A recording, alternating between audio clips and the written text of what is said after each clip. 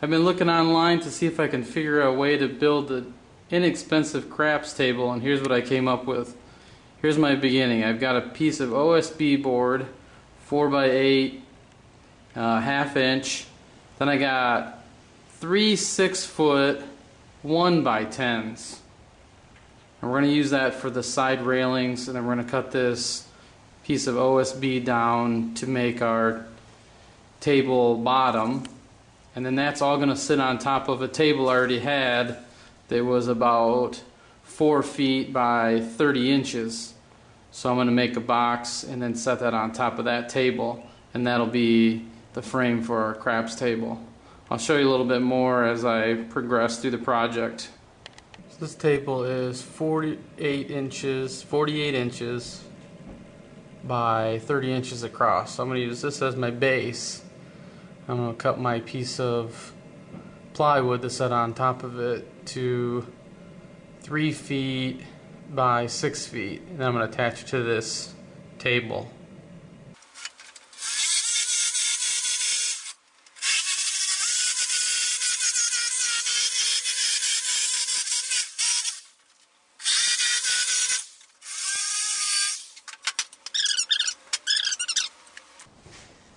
Okay, so now I've got both my pieces cut for each side.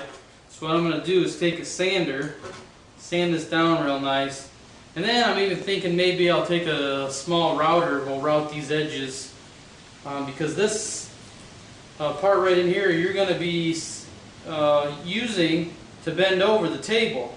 Now these parts here, top and bottom here, we're going to put some of this plywood on top, like as a kind of a table you can put your chips on or your drink or whatever. So I'll show you that a little bit later.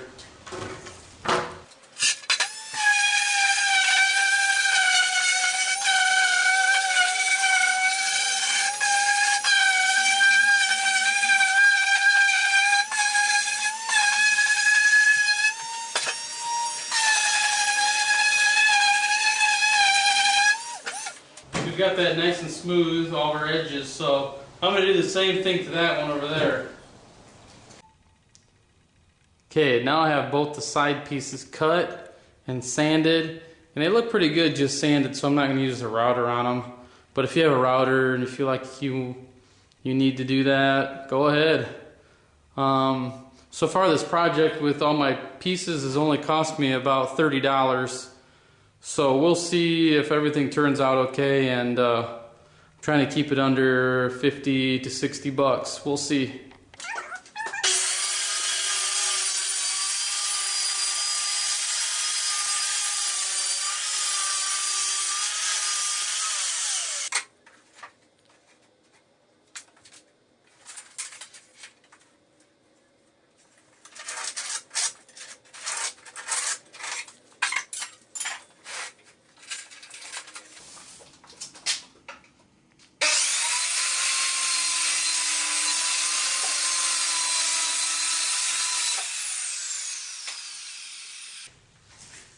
Okay, so now I got my playing surface made. I have my 2 pieces to be exactly the right length here on each. I don't want anything hanging over. I'm going to make something like this.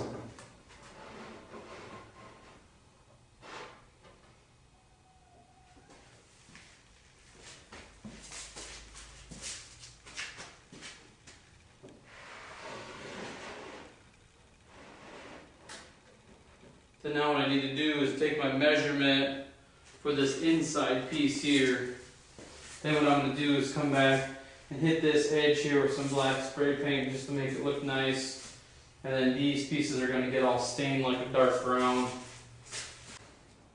Okay, so here's our really rough box I've made up so far. I don't have everything screwed and straightened, but I got a screw in each corner just to show you what it's going to look like. I put a little stain on that pine just to make it look nice.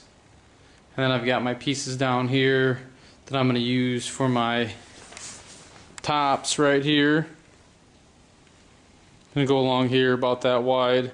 You can set your drink on there or chips or whatever. So I'll show you some more when I get some more work done.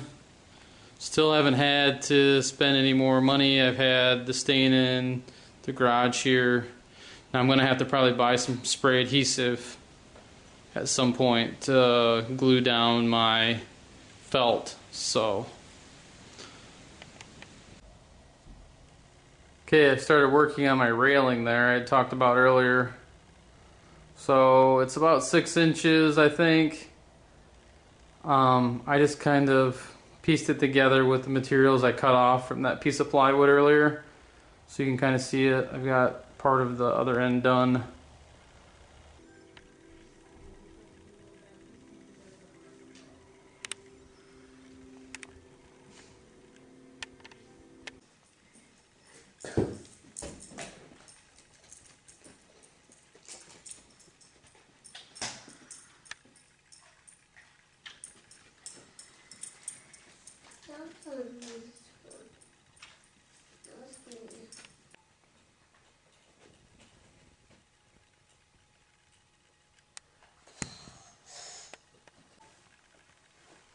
So the table ended up being 3 by 6. I used this table underneath it for support. It was weighted heavy enough I didn't even tack it down or nail or screw anything from the bottom, so I thought it was heavy enough I wouldn't need to. This is the piece down here I was talking about. You can put some stuff on.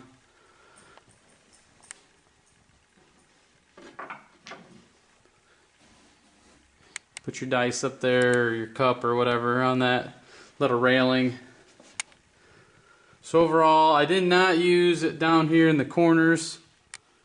Down here around, this is supposed to be curved. I did not do that. It was going to add about double to the price of this, which is still pretty reasonable. You get that special diamond foam you can put in there. This is just for a party we're going to have in a couple months, so I decided not to do that. Might add it later.